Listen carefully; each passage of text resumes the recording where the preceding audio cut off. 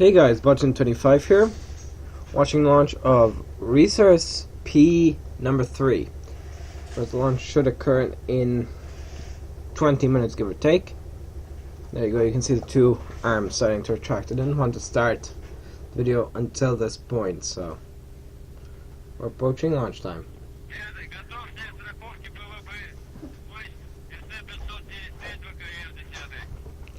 I believe this does not... I do believe this Soyuz does not have a frigate upper stage.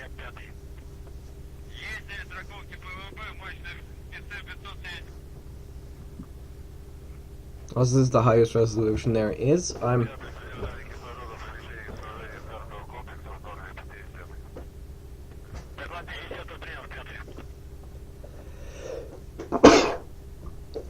Right, the Resurs-P satellites are Earth observation satellites. However, more than one person are saying they're basically spy satellites. Technically speaking, they are observing the Earth, so technically speaking, they can call them Earth observation satellites, as far as everybody's concerned. So yeah, there you go. You can see the whole view. This is launch pad 3016 of at Baikonur. In a few days, launch pad 15, or Gagarin start, will be lit up by launch of Soyuz TMA-20. And on Monday, so 2 days from now, ExoMars will lift off. I'll find a way to record that, don't you worry. But, well, you can see I'm retracting, and I'll have to get something quickly.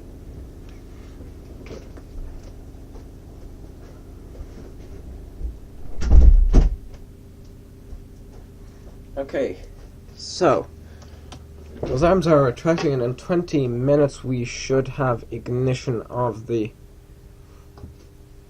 boosters in the core and liftoff.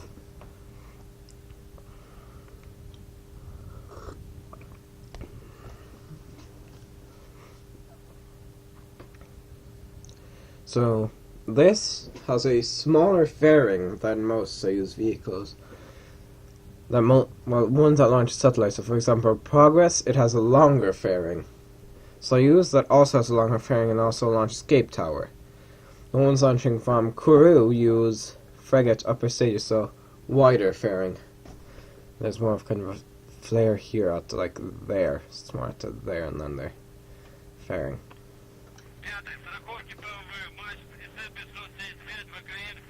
I know YouTube is running on this.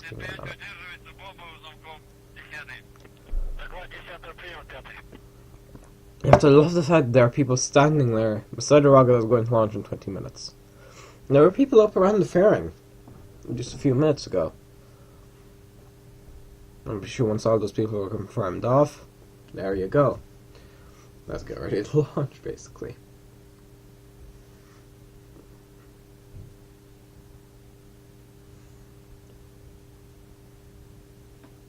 Hold on a second. Oh. We got another view from the launch pad.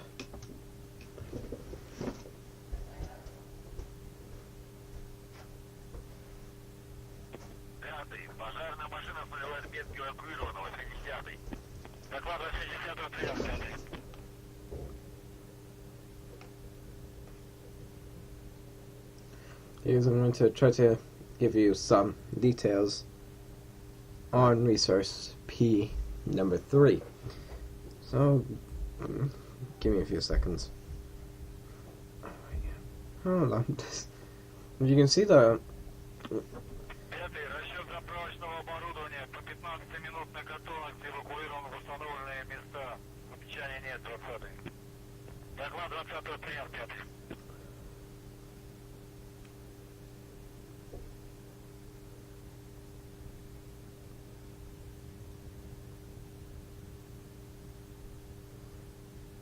So,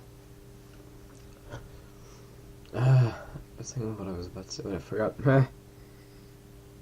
Give me a while.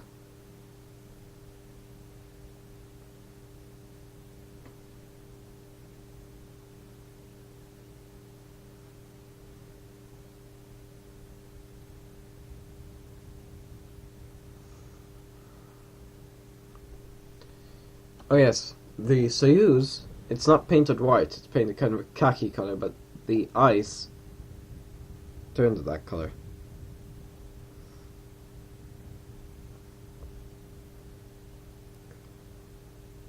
Now it's fairing again.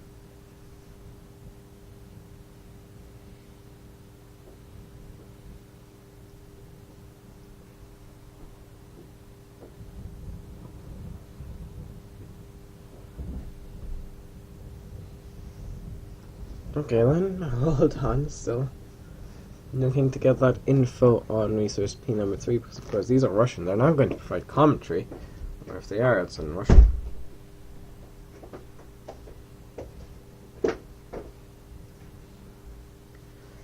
So very soon I'll give you some info.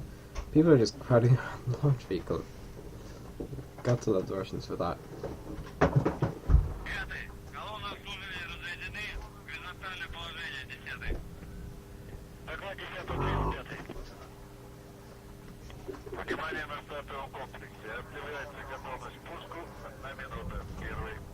You see both arms are fully retracted.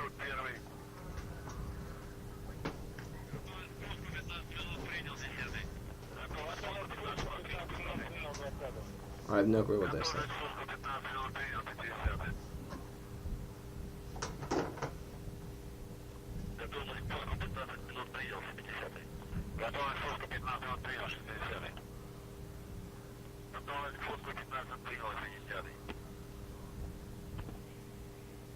Доклады принял первый.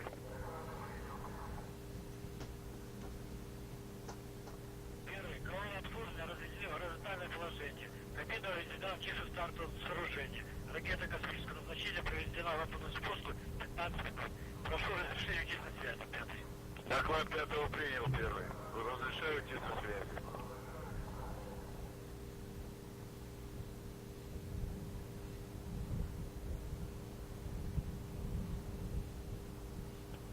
Заключительная операция на стартовом оборудовании проведены в полном объеме. Расчет эвакуировал установленное место. Прошу разрешения уйти со связи, 10-й. Доклад 10-го принял первый. Разрешаю уйти со связи.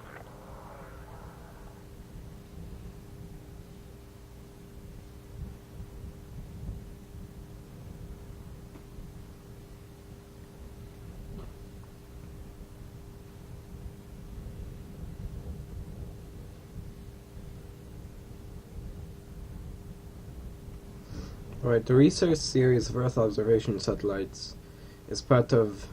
oh good god. Is part of Russia's civilian Earth observation and remote sensing program, operates separately from the country's military reconnaissance satellites, although sharing common technology. As such, the Resurs-P satellites and their predecessors are based on their military counterparts and deliver a similar image resolution. Dating back to 1979, the Resurs program started out with a series of film return satellites using the Zenit film return satellites as a basis. The first electro-optical Resurs craft capable of downlinking imagery to Earth flew in 1983, and over the 1990s, the transition from film return vehicles to digital imaging satellites was completed. Resurs-P as a program was initiated to develop a successor to the Resurs-DK satellite and served as a gap filler between satellites launched in the 90s to a follow-on program. Expanding on previous capabilities, the Resurs satellites carry more instruments to be able to deliver high-resolution panchromatic imagery, multispectral imagery, as well as hyperspectral data at varying resolutions and ground swath widths to serve a multitude of applications. The Resurs satellites employ the Yantar satellite bus, a robust satellite platform that started out supporting film return payloads in 1974 and has since gone through several generations to keep up with current technology. Yantar started out as a purely military satellite platform before being modified to host electro-optical payloads and being inaugurated in civilian satellite programs. Currently, Yantar is used for the Persona military reconnaissance satellites, and the Resurs-P satellites are very similar in design.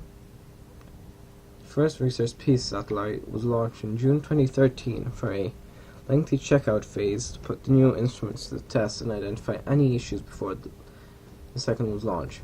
Resurs-P number 2 was built alongside Resurs-P number 1 as a second prototype satellite and headed into orbit in December 2014.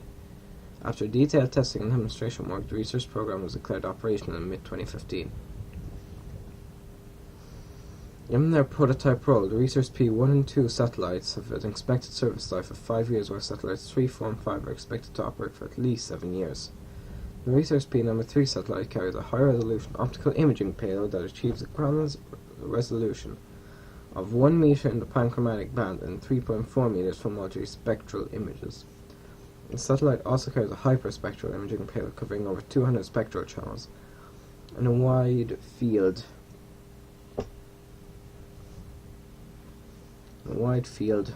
multispectral imager that images a wide ground swath, and a transponder for the automatic identification system tracking ships at sea.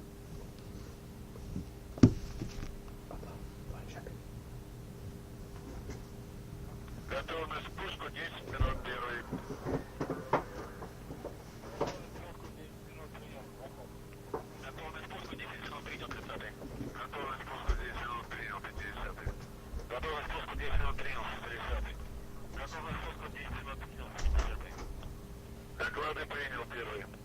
Первый. Расчеты безопасных зон 1-2 ВР установлены места. Прошу разрешения внести связи 4. Доклад 4 принял первый. Разрешаю тихо связь.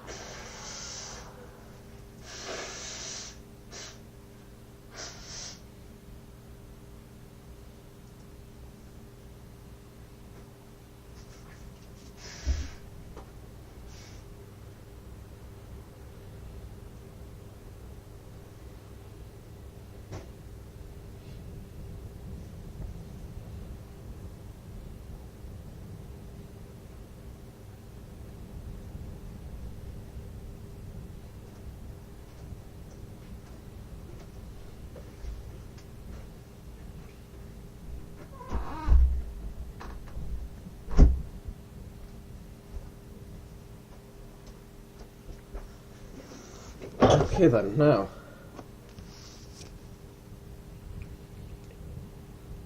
Resurs-P number 3 was initially expected to launch in late 2015. The launch was pushed to March 2016, and the satellite arrived at the launch site in late December to enter its final preparations for launch. In the Baikonur processing facility, the satellite underwent detailed standalone testing and inspection before heading into thermal vacuum testing. In early March, the satellite was loaded with around 900 kilograms of propellants and had its 2 power-generating solar arrays installed. Next, the encapsulation of the satellite in the Soyuz payload fairing. This launch uses the same fairing type as the first Resurs-P mission, while the number 2 satellite used the larger ST-type fairing. On Wednesday, the Soyuz 21B was assembled for launch, meeting the Resurs-P satellite for the first time. But that's what you can see on the screen in front of you. The large core stage has been mated with the 4 liquid-fueled boosters in the weeks ahead, leaving only the satellite to be attached to the modified Block I third stage, which was then installed in the core stage. After initial testing of the launcher, the Russian State Commission convened in the evening hours of Wednesday to perform a review on the status of launch preparations, giving the green light for the rollout. On Thursday, Soyuz emerged from its processing facility at the usual early morning hour in a tradition dating back to Yuri Gagarin's historic flight 55 years ago.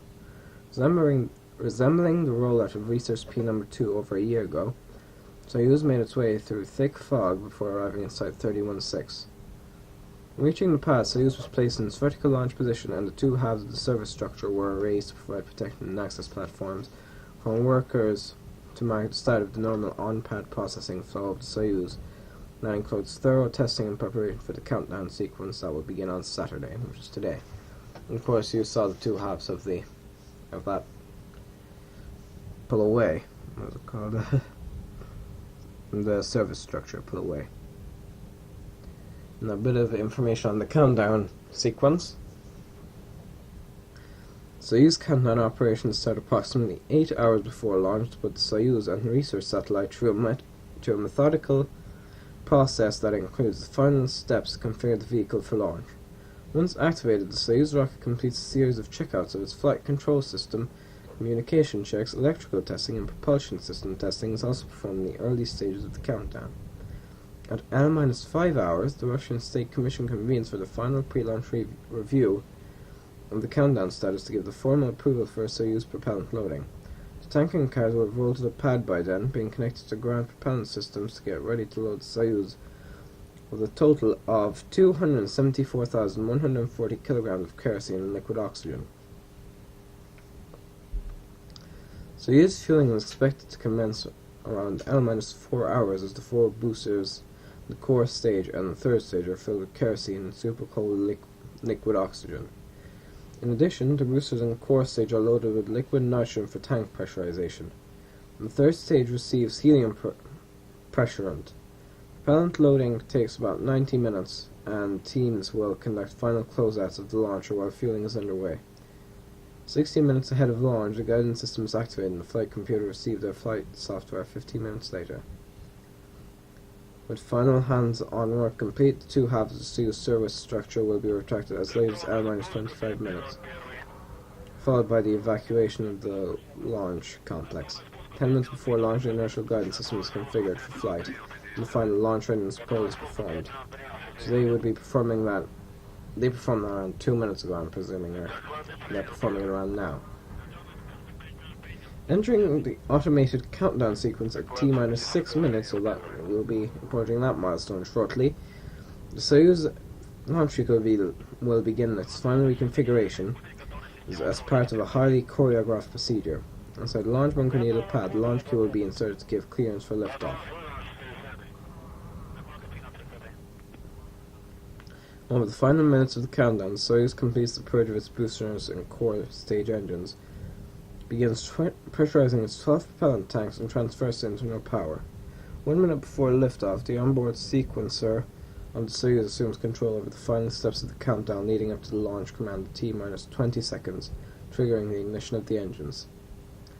Soaring up to a cumulative thrust of 422,000 kilogram force, the RD-107A engines of the boosters and the 108A on the core will spin up their hydrogen peroxide-driven turbo pumps to achieve liftoff conditions. At precisely 18:56 UTC on Saturday, Soyuz will start rising from its launch pad, completing a vertical climb to the night skies above the Baikonur Cosmodrome. Soyuz will quickly execute a pitch and roll maneuver to start heading for a polar orbit inclined 97.3 degrees. Passing maximum dynamic pressure in Mach 1 just after 1 minute into the flight, Soyuz will continue power descent using its 4 boosters and the core stage, burning 1.6 metric tons of kerosene and liquid oxygen each second of power flight. The 4 boosters and the RD-107A engines will burn for 158 seconds, each consuming a total of 39,600 kilograms of propellants to provide extra thrust to boost the vehicle to an altitude over 50 kilometers. Upon shutdown of the engines, the booster is separated by pyrotechnics and pistons that will send them in a tumble back to Earth. After booster separation, the Soyuz will continue power descent on the core stage alone, delivering 102,000 kilogram force of vacuum thrust, and they're shutting down at T+4 minutes and 45 seconds. Moments after core stage cutoff, the RD-0124 engine of the third stage is ignited as part of the hot staging sequence of the Soyuz. At T+447, pyrotechnic bolts connecting the core stage to the third stage are fired to separate the stages and allow the third stage to continue power descent. A few seconds after staging, the aft section of the third stage is jettisoned to fully expose the engine compartment. Jettisoning its payload fairing once outside the dense atmosphere, Soyuz will expose Resurs-P satellite, as aerodynamic force can no longer cause harm to the spacecraft. Providing 30,000 kilogram force of thrust, the third stage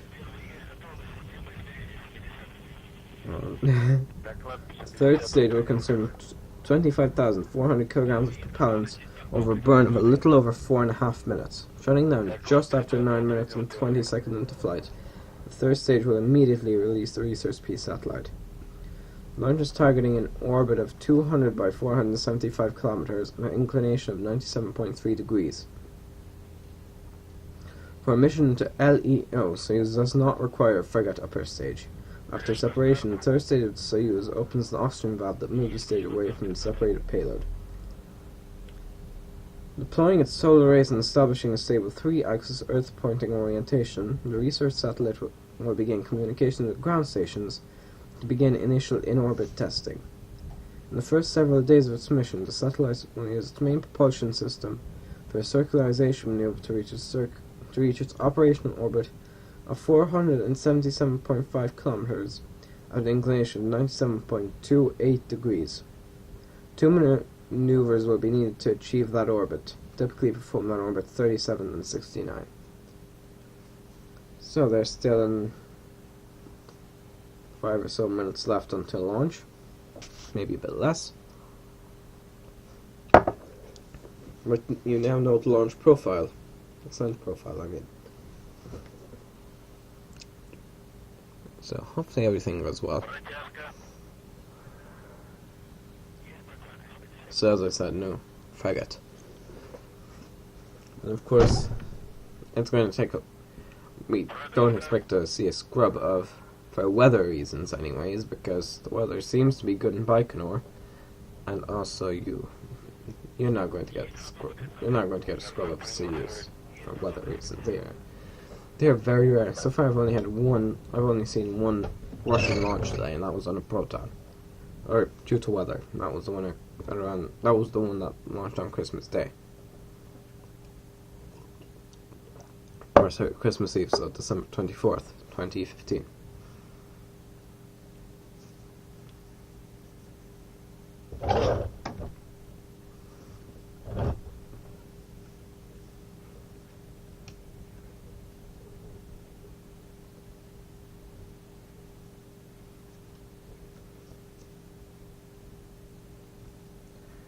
Right. 3 more minutes until launch.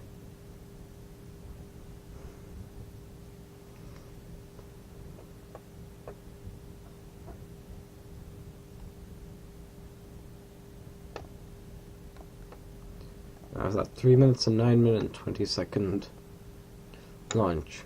However, I'm pretty sure I will not watch all that, because once it goes out of view, then that's it. You're not going to get much from the Russians. The next launch will be ExoMars, and that's going to be broadcast by the European Space Agency. So I'm going to set up a recording for that, and hopefully everything will go well.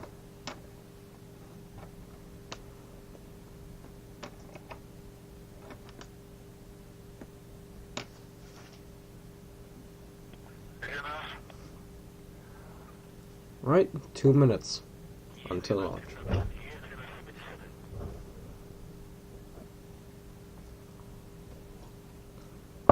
As you can see, there is no longer anybody near the pad.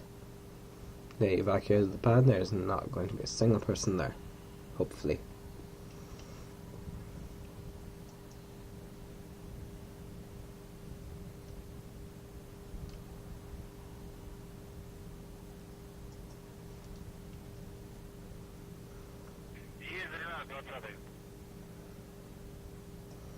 I have very limited knowledge of Russian, so I have no clue what they're on about.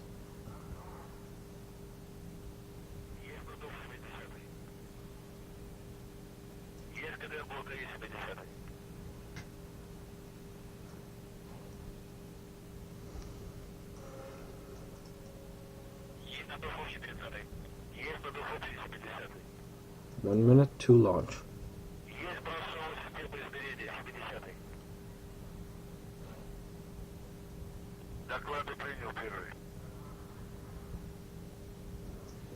Very soon we should see the pulling back of those umbilical arms out there, those umbilical towers.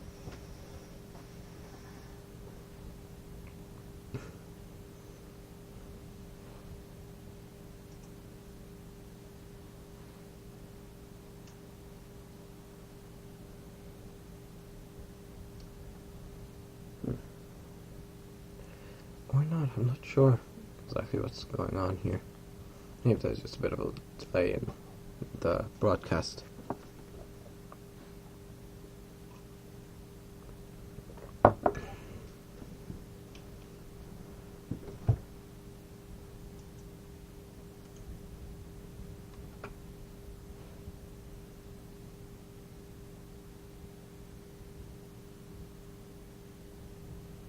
Yep, 1 minute apparently.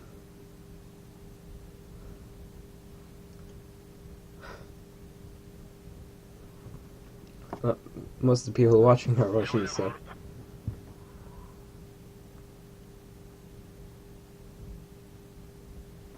I swear I heard the word abort. Oh, never mind. Pull back of the first umbilical arm.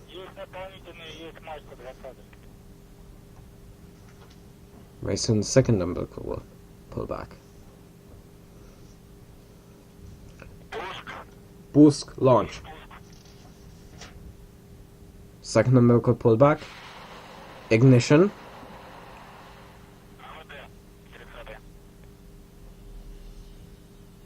What happened? There's smoke. That's not good. I'm very certain we will not be going to space today.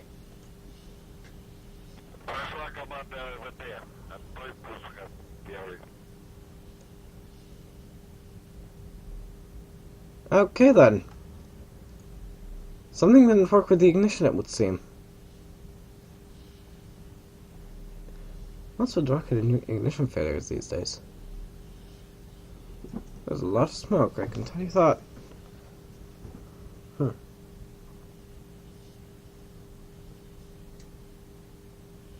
Oh! Yes, there we have to cut off.